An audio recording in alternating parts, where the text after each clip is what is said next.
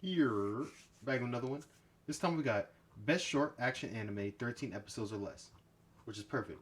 Because last night I actually just started watching not Durarara, Dorohedoro, I think. It's the one on Netflix with the alligator mouth dude. I didn't think I was gonna like it, so I was just like, oh, let me just give it a chance. I like it. I like it a lot. So, and it's only 12 episodes. I'm literally on episode 6.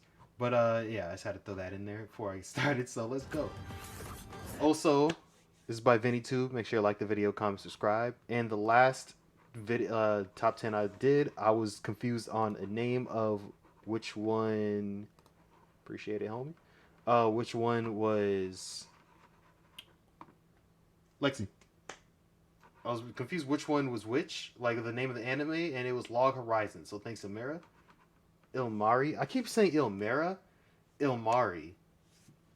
So thanks, Ilmari, for knowing what I'm talking about, because I could not remember for the life of me. I know there was a Z in there, and that was Horizon.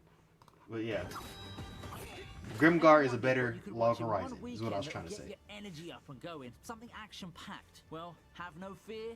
VinnyTube is here. For today's list, we're going to be going over 10 of my recommendations for this sort of anime. Short, one-core gems that you may have overlooked somewhere along the way. Of course, Vivi. You ready for some action? But hey, before we begin, let me ask you this question. Ever felt like craving some of those One day I will get this. I will get this one day. An exciting action anime for you to binge. I had mochi for the first time. This is one like roll up ice cream place, but like that like in my town, and like I went there and they for the first time in like a very long time. Also, if you hear J. Jonah Jameson, I'm playing Spider-Man PS4. I was playing it before I started recording, and it's just sitting here on, so ignore that. But mochi, they added that to their menu because I haven't been there in a very long time. So they like updated, added like sushi and stuff. It was awesome. It's awesome. Still awesome. I had a free one, but I gave it to my sister for her birthday. So Right off the bat, something sticks out for Katana. But yeah, mochi's really good. Art style that I need carries to try itself dango a next. design choice that you don't see in anime every day. Set in Edo-era Japan, this show can be summed up as one of the possible precursors to the modern wuxia tales that you often see these days. It's an adventure show that's quite wordy and features some characters who excel in playing their roles. The episodic and very dialogue-focused nature of the show may not exactly be for everyone, but it certainly gives us something that was very different in its era, and I dare say still holds up to the modern day. But don't be fooled, however. When it comes to the action sequences, Katanagatari manages to excel thanks to its stylish flair and the interesting story and world that it builds through said episodes. It's not flawless, but Katanagatari is just that uniquely quirky show that takes you on an adventure that you won't forget. Let me pull up the credits for Sirius the Jaeger. PA Works? Something like this is definitely not the first thing that comes in my mind whenever I heard PA Works, but after watching it, I did enjoy it. As I mentioned earlier, vampire anime tend not to always be a kill the vampires fair like Seraph of the End. Karin and the recently aired Vampire Dies in No Time are comedies. Vampire Night definitely isn't mainly about killing the vampires. Sirius the Jaeger falling into the category would set the viewer up for some expectations right off the bat. Overall, I think that it generally sticks to the tropes and story beats of such a title. You have the expected twists and all, but it just works. I find it plain but Vampire Night was so awful. I just had to talk about that real quick. It was so awful. I didn't even finish the second season, but like the first season was just so awful. Oh my gosh. If you guys want to give it a try, go ahead. But I think it was awful. enjoyable, It was so boring. possible entertainment. It's probably boosted by the spectacular art quality, actually. PA Works does it again with its pedigree for visual production, beautifully packaging everything in a setting and ambiance that feels quite unique for these let's kill vampires ensemble shows. Sirius the Jaegers, a pretty cool attempt by PA to branch out into the genre. Is it the best in their catalogue of memorable shows, though? I don't think so, but it's still a pretty good popcorn show to binge over a weekend. Oh wow, I forgot Hellsing was so short. Next, we have another vampire anime, Hellsing Ultimate. Okay, forget what I said about Overlooked, as Hellsing Ultimate back in the days was one of the most popular action anime of them all. You got the violence, the brooding stylish energy, and you got a rather complete and satisfying story that clocks in at 10 episodes of OVA goodness. Vampire animes are a dime a dozen, and they come in all sorts of genres. You have the more comedic ones, you have the dramatic romances, and you have the ones with a modern feel, but in terms of intensity and sheer edgy violence, villains, few can come anywhere close to Hellsing Ultimate. It's a show that's aged rather well over a decade into its conclusion, and if you need something so stylishly hot-blooded, Hellsing Ultimate could be your pick this weekend. This Super Crooks? I watched episode 1 of Super Crooks, and then episode 1 of another anime on Netflix. And then I decided to watch the Dororo, and like I did not well, Super Crooks was also very cool. I think I'm going to go back to that actually. But I'm not disappointed in my pick. Still happy I chose So Dororo. how's this for a recent anime? Super Crooks is a show that relishes in its Western energy, which translates pretty well in anime format. It's got the whole heroes and villains set up down pat. That first episode was crazy though. And a joy to follow. His backstory. Ramped up with how great the presentation was compared to my expectations. The voice acting is great. The art's perfect for the mood of the story, and the plot generally flows well and is easy to consume. It feels like watching one of those Hollywood blockbusters in the realm of, say, Kick-Ass, but in anime form. Some quick, wild. I did get that vibe time from over it. a weekend. If those things are to your liking, Super Crooks might be the show to satisfy your cravings.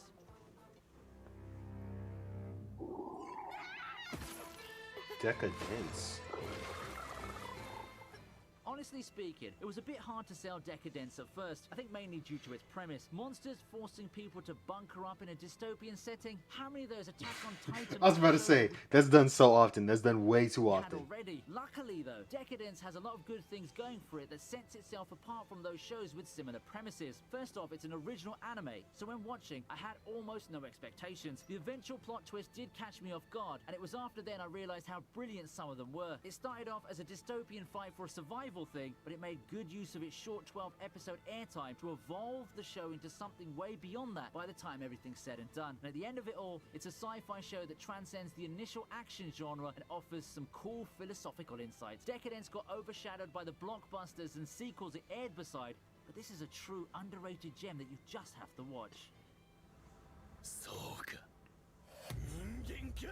At first BNA. glance, BNA looks like a superhero show with furries in an urban fantasy setting. After watching it, I'd say that it's got a lot underneath the surface, and it explores a lot of themes that I didn't expect to get tackled. Political themes, sociological ones, conspiracies. It's got a lot more than it initially suggests, but we're not here primarily for those now, are we? We're here to have some action and some fights to get the energy going, and I'm pleased to say that BNA still has those elements in droves. It's rightfully fast-paced for a superpower mystery action, and it's exciting in the sheer potential of where the adventure can take you. It's also got that trigger thing with revolting against the system as seen as Kill La Kill and Gurren Lagann, and while I'd say that those two did that aspect of the story better, BNA is no slouch either. Trigger rarely disappoints, and while BNA probably won't end up at the top of their greatest hits, it is a nice short show that's well worth your time. Vivi, okay, of course, Now, I've often of talked course. about Vivi, and I still do. That's because in the realm of sci-fi, with a bit of those musical element backdrops, I widely consider it one of the best the anime industry has to offer, especially in the modern era. Relax. There's a lot to like about Vivi. Relax. The character development, the fluidity Relax. of the art and animation, the progression I know of the Vivi's good, story, relax. and of course, the fights. I know you often love Vivi find it too. being compared to Tacked-Opt, but let's face it, if you have time to go for either of the two, Vivi's probably the more complete show for most people. Vivi has some themes that strike hard with how the world is going now, and it's one of the very few successful titles to drive home the themes regarding the dangers of technology. With a strong backdrop of real-world relevant theme, amazing sound direction, and fights that are nothing short of wild and awesome that you just automatically ignore some of the sequences that don't make sense, Vivi is a surefire hit that's perfect for you to binge. Oh, and before we continue, subscribe, like the video, and share the video with your friends. Your help would be really appreciated, and let's have a huge party when we hit that 1 million milestone. Elfenlied. I'm not watching this. This show is so brutal.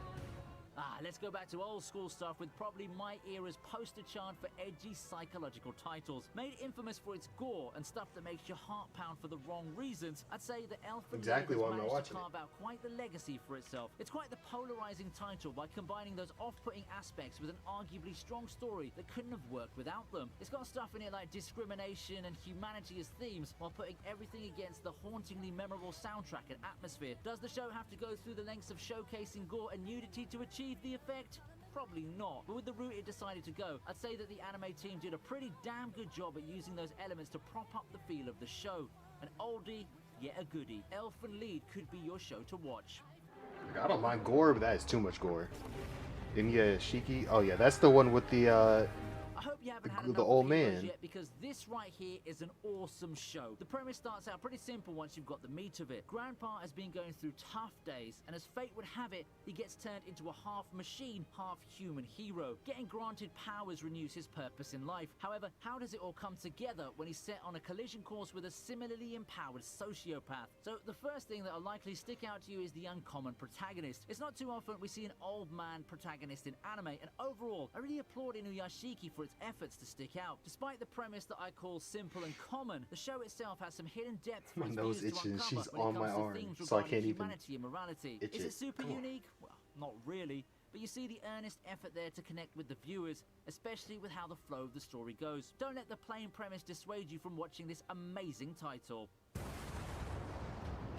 Now we've reached the 10th 91 entry, days, and yes. 91 days. Come on, Lexi, I Several need you to times cheer I've with me. talked about this title on those underappreciated 91 or underrated show days, lists. How can I not woo. when I see such an excellently crafted show lacking in the popularity department? The sentiments do still hold true, honestly speaking, and while revenge stories are dime a dozen in anime, it's rare to find anything with an ambiance quite Share with like me, Lexi. 91 91 days. It probably days, is largely the 91 Western days, classic literature 91 style days. approach, but you really feel that this show is something special in the sea of revenge stories in She don't anime. wanna cheer. 91 Days is for me one of the best in pushing forth the narrative in a focused and consistent manner. It's quite easy for revenge stories to forget the revenge part after quite a while, but not for 91 Days. It's a crime thriller that manages to successfully hold the suspense and theme all the way through its run. It sets itself apart from the pack with how it shows off the unglamorous side of humanity and the dark recesses of the human heart. 91 Days is part of a niche genre, but this title is a gem that anyone with an appetite for historical suspense with a healthy dose of violence should watch.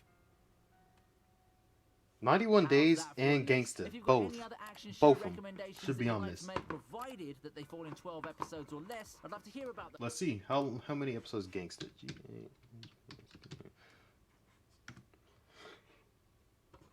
Not what? I was thinking Gangsta's Paradise was going to show up first. Gangsta, 12 episodes. Gangsta. Let me see if anybody's mentioned anything. Decadence. I would recommend Terror in Renaissance.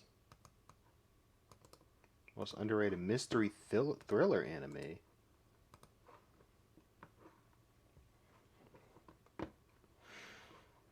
Tokyo's been hit terrorist attack. Only clue pointing out the culprits to this cryptic internet video causes paranoia across Japan. Okay. Yep, Vivi freaking rocks. That's facts. Highly recommend Erased. It's a mystery anime with 12 episodes. The main character. Okay. 91 Days. The only anime I rewatched like 6 times. Okay, I can't say that because I've rewatched Full Metal Alchemist Brotherhood and Death Note and One Piece a couple times. So. And the One Piece one was a chore. It was a chore. Watched it through like 3 times already. Arcane, yeah. It was a month ago? Shoot.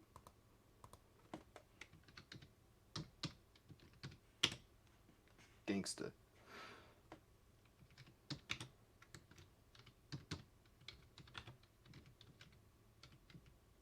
Oh, that's an I.